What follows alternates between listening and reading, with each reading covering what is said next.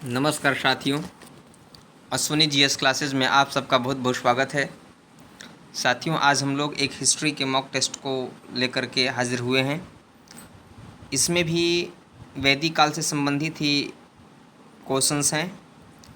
वैदिक काल एक बड़ा टॉपिक था, इसलिए दो तीन वीडियो मुझे बनाना पड़ा वैदिक काल के प्रति, क्योंकि क्वेश्चंस यहाँ से ज़्यादा उठते हैं। इसीलिए साथियों, हम सब हिस्ट्री में जिन टॉपिक की चर्चा कर रहे थे वे टॉपिक वैदिक काल में वेद वगैरह से संबंधित आर्यों का जो रहन सहन था, उनके जो रीति रिवाज थे, है ना, पुराण उपनिषद, इन्हीं सब से संबंधित कुछ महत्वपूर्ण प्रश्न हैं जो कई बार एग्जामों में क्वेश्चंस पूछे जाते हैं और पूछे भी गए हैं। साथियों, उन्हीं सब की हम चर्चा करेंगे और आप सब लोग अपने कॉपी पे एक नंबरिंग कर लेंगे 1 से 10 तक, और नंबरिंग करने के बाद आप नंबरिंग कर लेंगे 1 से 10 तक साथियों।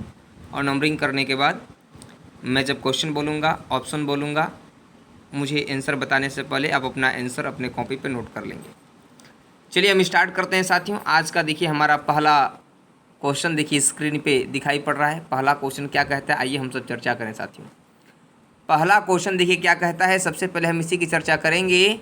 तो पहला क्वेश्चन क्या कहता है, सबसे पहले चर्चा करें साथियों।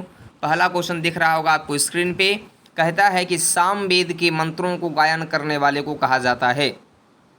सामवेद के मंत्रों को गायन करने वालों को कहा जाता है, या इसे यह भी क्वेश्चन कहा जा सकता है कि सामवेद के मंत्रों के उच्चारण करने वाले पुरोहित को कहा जाता है।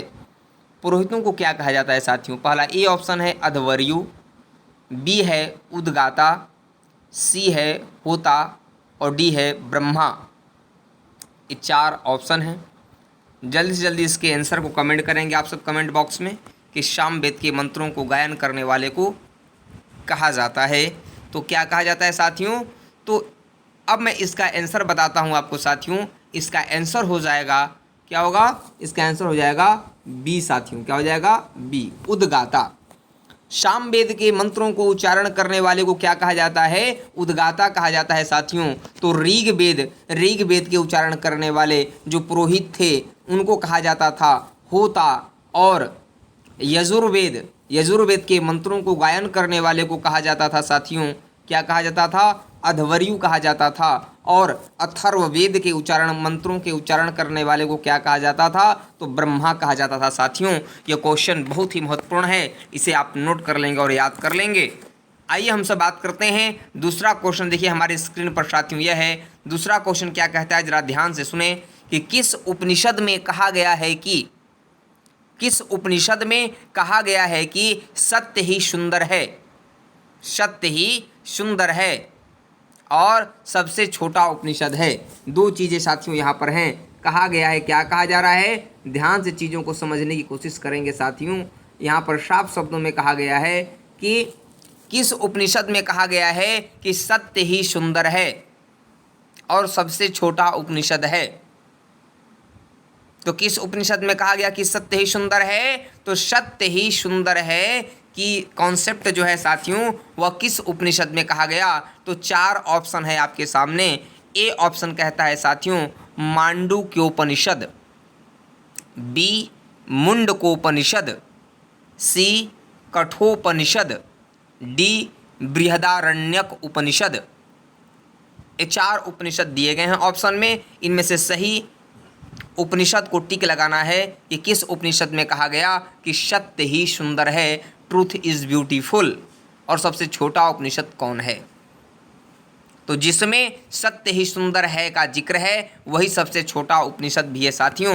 तो जल्दी से जल्दी इसके आंसर को बताएंगे कि इसका आंसर क्या होगा साथियों। वह जो आपका उपनिषद है जिसमें कहा गया है कि ट्रूथ इज ब्यूटीफुल, उसका आंसर हो जाएगा ए हो जाएगा साथियों। क्या हो जाएगा? ए इसका आंसर हो जाएगा मांडुक्योपनिषद हो जाएगा।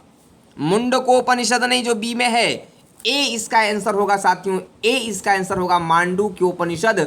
यह इसका आंसर हो जाएगा साथियों, क्योंकि यह सही है। मांडुक्योपनिषद में ही कहा गया सत्य ही सुंदर है, और सबसे छोटा उपनिषद कौन है? तो मांडुक्योपनिषद ही है। आइए हम सब बात करते हैं तीसरे प्रश्न के बारे में। तीसरा प्रश्न क्या कहता है साथियों? तीसरा प्रश्न भी बहुत ही महत्वपूर्ण है। तीसरा क्वेश्चन कहता है कि सत्यमेव जयते का उल्लेख है।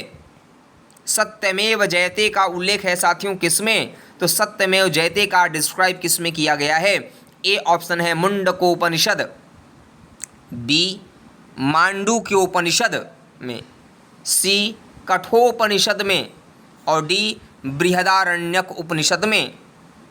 4 ऑप्शन है। जल्दी से जल्दी कमेंट करेंगे आप सब लोग कि सत्यमेव जयते का उल्लेख है साथियों किस उपनिषद में उल्लेख है? जो भारत सरकार का आदर्श वाक्य है सत्यमेव जयते, किस उपनिषद में इसका डिस्क्राइब किया गया है? जल्दी से जल्दी कमेंट करेंगे आंसर आप सब कमेंट बॉक्स में। सत्यमेव जयते का डिस्क्राइब किस में किया गया साथियों? चलिए मैं अब इसके आंसर को बताता हूं। इसका आंसर हो जाएगा ए साथियों, मुंडकोपनिषद में कहा गया कि सत्यमेव जयते। सत्यमेव जयते का उल्लेख कहाँ है? तो मुंडकोपनिषद में ही सत्यमेव जयते का जिक्र है साथियों, समझ गए? और इसी में कहा गया है, मुंडकोपनिषद में ही कहा गया साथियों, मुंडकोपनिषद में ही कहा गया। क्या कहा गया है? तो यज्ञ की तुलना टूटी फूटी नौकाओं के समान किया गया है। किसमें? तो मुंडकोपनिषद में कहा गया साथियों, समझ गए? आइए हम सब बात करते हैं अगले क्वेश्चन की ओर हम लोग रुक करते हैं कि अगला क्वेश्चन क्या कहता है साथियों। अगला क्वेश्चन क्या है कि ऋग वैदिक काल के सर्व प्रमुख देवता थे। ऋग वैदिक काल के सर्व प्रमुख देवता थे। सर्वाधिक पूजे जाने वाले देवता नहीं पूछ रहा है, सर्वाधिक पूजे जाने वाले देवता अगर पूछता तो अग्नि यहाँ पर आंसर होता, लेकिन क्वेश्चन अलग है, इसलिए ध्यान दीजिएगा कि ऋग वैदिक काल के सर्व प्रमुख देवता थे। सर्व प्रमुख देवता कौन थे ऋग वैदिक काल के साथियों? तो ऋग वैदिक काल के सर्व प्रमुख देवता कौन थे? एक क्वेश्चन है आपका और ऑप्शन है ए ब्रह्मा, बी अग्नि, सी वरुण और डी इंद्र। सबसे प्रमुख देवता कौन थे साथियों? जल्दी से जल्दी कमेंट करेंगे आप सब लोग इसका आंसर क्या होगा? तो इसका आंसर हो जाएगा साथियों डी। क्या हो जाएगा? डी। जो इंद्र थे, इंद्र भगवान जो इंद्र थे वे ऋग वैदिक काल के सबसे प्रमुख देवता माने जाते थे, सबसे प्रमुख देवता थे साथियों। आइए हम सब बात करते हैं अब अगले 5वें प्रश्न की ओर करते हैं कि अगला 5वां प्रश्न क्या कहता है। तो 5वां प्रश्न कहता है साथियों कि सबसे विशालतम उपनिषद है। सबसे ब्रॉड उपनिषद कौन सा है? उपनिषद का अर्थ मैंने बताया था कि उपधन निषद। उप का मतलब होता है समीप, निषद मतलब बैठकर, मतलब गुरु के समीप बैठकर जो शिक्षा ग्रहण किया जाता था उसी को उपनिषद कहा जाता था। उपनिषदों की संख्या भारतीय शास्त्र में 108 बताई गई है साथियों। तो सबसे विशालतम उपनिषद कौन सा है? एक क्वेश्चन है और 4 ऑप्शन आपके सामने स्क्रीन पे हैं। ए कहता है कि बृहदारण्यक, बी कहता है कठोपनिषद, सी कहता है मांडुक्य उपनिषद और डी कहता है छांदोग्य उपनिषद साथियों। तो इसका आंसर क्या हो जाएगा? जल्दी से जल्दी कमेंट करेंगे आप सब लोग कि सबसे विशालतम उपनिषद कौन सा है। तो सबसे विशालतम उपनिषद कौन सा है साथियों? इसका आंसर क्या होगा? जल्दी से कमेंट करेंगे आप सब लोग। तो इसका आंसर क्या हो जाएगा साथियों? जल्दी से जल्दी कमेंट करें क्योंकि 4 ऑप्शन हैं, बृहदारण्यक, कठोपनिषद, मांडुक्य उपनिषद और छांदोग्य उपनिषद। इसका आंसर क्या हो जाएगा साथियों? अब मैं इसके आंसर को बताता हूं। इसका आंसर हो जाएगा साथियों ए हो जाएगा। क्या हो जाएगा? ए हो जाएगा कि बृहदारण्यक हो जाएगा कि सबसे विशालतम उपनिषद यदि कोई है तो वह है बृहदारण्यक है साथियों। क्या है? बृहदारण्यक उपनिषद सबसे विशालतम है। आइए हम सब बात करते हैं अगले क्वेश्चन की ओर। छठा प्रश्न क्या कहता है? छठा प्रश्न कहता है कि सबसे छोटा ब्राह्मण ग्रंथ है। सबसे छोटा ब्राह्मण ग्रंथ है। तो सबसे छोटा ब्राह्मण ग्रंथ क्या है साथियों? ये आपको बताना है ना? सबसे छोटा ब्राह्मण ग्रंथ कौन सा है? 4 ऑप्शन है। ए कहता है शतपथ, बी कहता है गोपथ, सी कहता है तैतरीय और डी कहता है पंचविश। ये चार आपके सामने ब्राह्मण ग्रंथ हैं जिनमें से सबसे छोटा ब्राह्मण ग्रंथ को चूज करना है कि सबसे छोटा ब्राह्मण ग्रंथ कौन सा है साथियों। तो सबसे छोटा ब्राह्मण ग्रंथ कौन हो जाएगा? जल्दी से जल्दी कमेंट बॉक्स में कमेंट करेंगे आप सब लोग। बहुत लोग इसका आंसर सही बता चुके होंगे। बहुत छोटा प्रश्न भी है इसलिए समय भी ज़्यादा नहीं लगना चाहिए। और जिन लोगों को नहीं पता होगा उन लोगों तो खैर समय वो लोग इंतजार कर रहे होंगे सर जल्दी से जल्दी इसके आंसर को बताएं। इसका आंसर हो जाएगा साथियों सबसे छोटा ब्राह्मण ग्रंथ है। तो सबसे छोटा ब्राह्मण ग्रंथ जो है साथियों वह है गोपथ। कौन सा है साथियों? गोपथ सबसे छोटा ब्राह्मण ग्रंथ है। और सबसे बड़ा ब्राह्मण ग्रंथ यदि पूछता आपसे तो शतपथ सबसे बड़ा ब्राह्मण ग्रंथ है साथियों। सबसे बड़ा ब्राह्मण ग्रंथ शतपथ है और सबसे छोटा गोपथ है साथियों।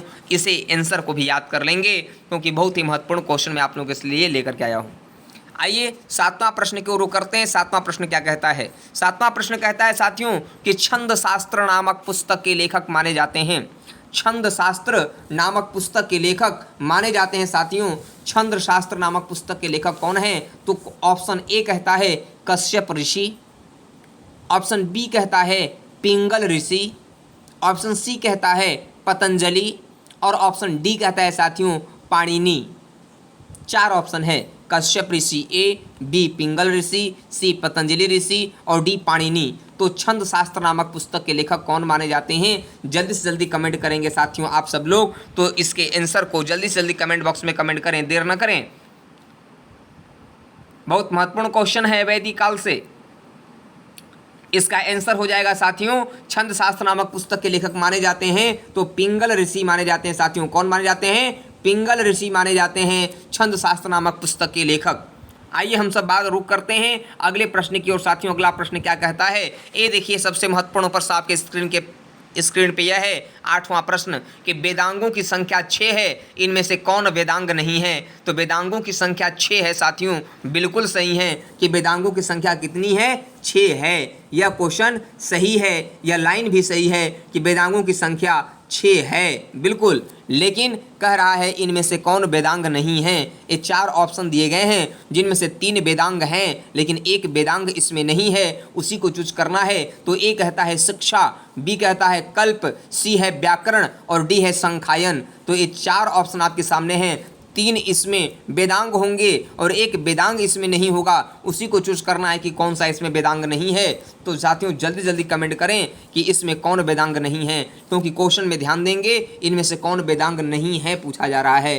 हाँ, तो 3 हैं, एक नहीं है वेदांग, उसी को चूज करना है साथियों आपका। तो इसका आंसर क्या हो जाएगा?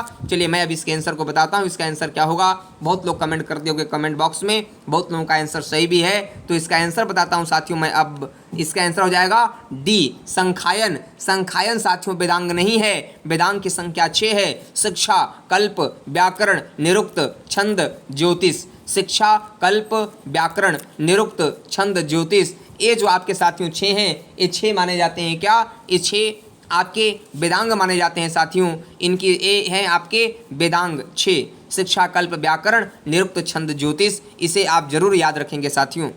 चलिए हम बात करते हैं अगला कि अगला आपके स्क्रीन पर देखिए अगला प्रश्न है साथियों, 9वां प्रश्न है। 9वां प्रश्न क्या कहता है कि ऋग्वेद के नदी सूक्त में, ऋग्वेद के नदी सूक्त में साथियों, ऋग्वेद के नदी सूक्त में नदियों का उल्लेख है।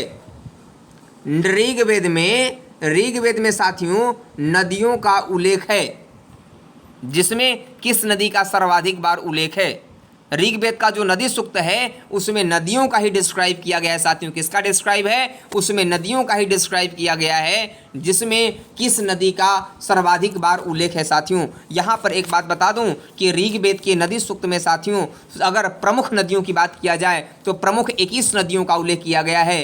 प्रमुख कितने नदियों का? प्रमुख रूप से 21 नदियों का उल्लेख किया गया है, जो प्रधान नदियां थी उस समय की, जिसमें किस नदी का सर्वाधिक बार उल्लेख किया गया है। तो सर्वाधिक बार किस नदी का उल्लेख किया गया है साथियों, ये आप जरूर ठीक लगाएंगे।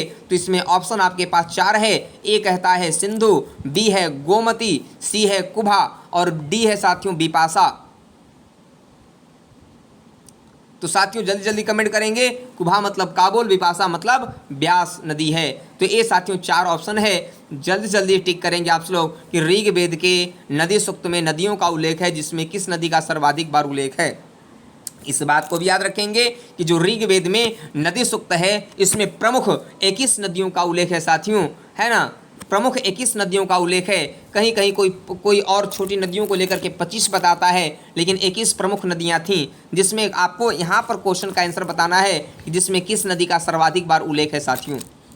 तो ए सिंधु, बी गोमती, सी कुभा और डी बिपाशा साथियों। इसका आंसर हो जाएगा ए हो जाएगा साथियों, सिंधु नदी का सिंधु नदी का डिस्क्राइब सर्वाधिक बार किया गया है साथियों। सिंधु नदी का डिस्क्राइब सर्वाधिक बार किया गया है साथियों।